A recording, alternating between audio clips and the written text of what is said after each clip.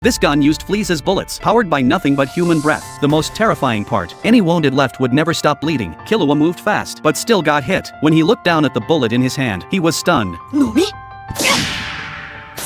But Killua had no idea where the shot had even come from. A mile and a half away, the sniper was just casually humming a tune. Then came another shot, straight into Killua's left foot. Blood poured out without stopping. In the distance, the enemy began charging up again. With each deep breath the man took, the air bladder on his back expanded wider and wider. Once it was fully inflated, he fired, and the shot landed dead on in Killua's right hand. But none of these shots had hit anything vital. That's when Killua realized this guy wasn't trying to kill him yet. The assassin then loaded another round. A single flea can jump over 650 feet in one leap, making it the perfect ammunition. The man took a deep breath and pulled the trigger, but this time, Killua dodged it. The reason the man's aim was so precise? A dragonfly was guiding every shot. His cloned dragonflies acted like countless cameras, monitoring Killua from every angle. Killua could dodge bullets at high speed, but that burned through his stamina fast. Still, he quickly came up with a counter. He wrapped his entire body in a dense layer of Nen energy. When the next flea bullet came flying at him, Killua appeared completely still. As the bullet crept closer, with just 22 inches left between them, his reflexes were more than fast enough to dodge. But he didn't. Instead, in the split second before impact, he used the bullet's angle to pinpoint exactly where the sniper was hiding. Killua launched himself toward that location at full speed. The dragonfly immediately relayed the news to the sniper, but the flea man didn't panic at all. His flea bullets secreted a paralytic venom that not only prevented blood from clotting, but also temporarily shut down the target's ability to move. If Killua took one more hit, he'd drop dead on the spot. Then Killua spotted the flea man. He didn't hesitate and went straight after him, but the man stopped right at the entrance of a cave. He claimed he'd set traps inside, then taunted Killua, daring him to follow. And with that, he jumped down, but a split second later, Killua's fingers were already inside his skull. Just when Killua thought it was over, a massive octopus tentacles burst from the man's mouth, wrapping tightly around him. He wanted to take Killua down with him. Within moments, a swarm of chimera ants surrounded them both. What they didn't expect was that in the instant before hitting the water, Killua used the octopus tentacles to anchor himself to the rock wall. The octopus sensed something was wrong and immediately tried to flee. Killua was on him in an instant, but Killua didn't want to kill him outright. All he had to do was give up intel on the chimera ant battalion, and he'd walk away alive. The octopus refused flat out. He would never betray his allies, so he severed his own tentacles and plunged into the lake below. Just as the piranhas were closing in, Killua dove in and pulled him out. He flung the octopus onto the shore, and in doing so, got himself clamped in the jaws of a shark. The octopus stood there, completely lost. He couldn't understand why a human would risk his own life to save him. When the dragonfly checked in on Killua, the octopus said nothing for the first time. He kept it to himself. Killua handled the shark without breaking a sweat. The danger had passed, but what Killua didn't know was that the enemy had already tagged him with a non-badge. Just as he was about to leave, a strange voice echoed through his mind. Before Killua could even process what was happening, a swordfish came flying out of nowhere and drove straight through his palm.